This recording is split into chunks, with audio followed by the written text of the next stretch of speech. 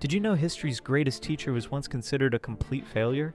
Confucius spent years working as a bookkeeper and watching livestock. His big break came when he became a government minister, but his reforms were rejected and he was forced out. For 13 years, he wandered from kingdom to kingdom trying to sell his ideas.